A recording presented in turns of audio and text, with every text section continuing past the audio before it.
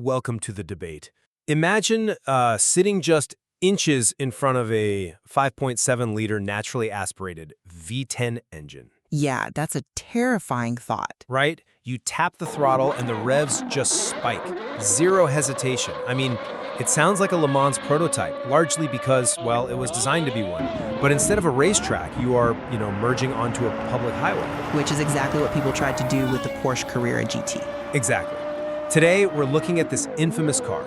It's widely regarded as housing the most dangerous V10 in automotive history. And it forces a really fascinating question. Is a race-bred V10 design inherently too volatile for public roads? Or are we, unfairly blaming the engine for the unforgiving nature of the car built around it? I will be arguing that this notoriously dangerous V10 proves an engine of this architecture and raw pedigree is fundamentally too extreme for the street. And I will argue that condemning the V10 itself is just a massive oversimplification. I mean, the engine is a mechanical masterpiece. The peril we associate with it comes entirely from how it was applied in this specific vehicle. Right. Like, without the modern electronic safety nets that are basically required to tame it. Well, to understand that inherent danger, we really have to look at the mechanics first. I mean, this isn't just some standard motor. No, definitely not. It is a literal Le Mans engine dropped into a street car. The engine features an incredibly lightweight ceramic composite clutch and virtually no flywheel mass. Right. Which means the second your foot twitches, massive torque is delivered instantaneously to the rear wheels. There is no buffer, zero mechanical dampening. Yeah, but when the defining characteristic of an engine is absolute, unforgiving violence that can overpower tires in milliseconds, that architecture is fundamentally dangerous in a road-going context.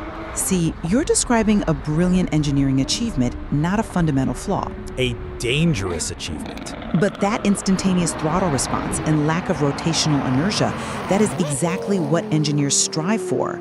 The danger doesn't live in the engine bay, it lives in the chassis. How so? Well, the Carrera GT famously lacks electronic stability control. It has no traction control to intervene when those rear wheels break loose. Blaming the V10 for a driver spinning out is, it's like blaming gravity when a tightrope walker falls without a net. The engine did exactly what it was asked to do. I hear you, but you can't just separate the engine's extreme output from the reality of human reaction times. I guess. Think of it like a hair trigger on a sniper rifle. Yes, the chassis is the person holding the rifle, and the lack of traction control is, well, the missing safety catch. Right? But the V10 is that hair trigger. It requires a master's touch to operate without total disaster. If an engine design inherently demands professional racing reflexes just to keep the car pointing straight under acceleration, the power plant itself is a catalyst for the peril. Well, only if you ignore literally every other V10 in existence. Wait, I'm not ignoring... Look at the Lexus LFA or the Audi R8. Sure. Both feature high-revving, incredibly powerful V10 engines, yet neither shares this lethal reputation. Why is that? Because their chassis dynamics and electronic management systems are designed to actually harness that power safely. Right, but... The Carrera GT's V10 is terrifying because it was bolted into a notoriously stiff carbon fiber tub with suspension geometry that was prone to snap oversteer. The moment grip is lost, the car snaps around way faster than the average driver can countersteer. Okay, I am not ignoring other V10s, but we are talking about taking the V10 architecture to its absolute, unrestricted peak.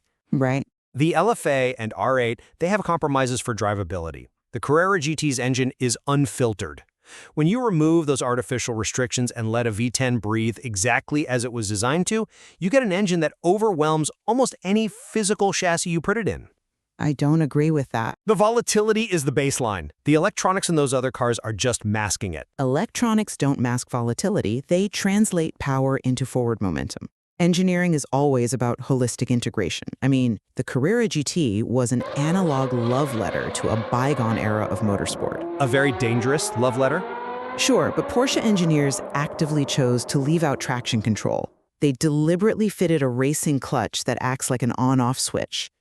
To point at the 600-plus horsepower and say the V10 is the sole culprit, completely ignores the deliberate design choices made in the steering rack, the suspension, and the cockpit. We could clearly agree that the Carrera GT commands absolute respect, and, its mechanics leave zero margin for error. Absolutely. Where we diverge is the source of that unforgiving nature. I see the raw, unbridled V10 as a mechanism so potent, it inherently crosses the line of public road safety. And I view the engine as a triumph of physics that only became dangerous because of the analog, uncompromising vessel it was placed in. Well, it is a debate that gets to the very heart of automotive engineering. When we look at the remnants of a machine that pushed the boundaries too far, we have to ask ourselves, are we looking at an engine that was fundamentally too wild to be tamed, or simply an ambitious chassis that forgot to bring a leash?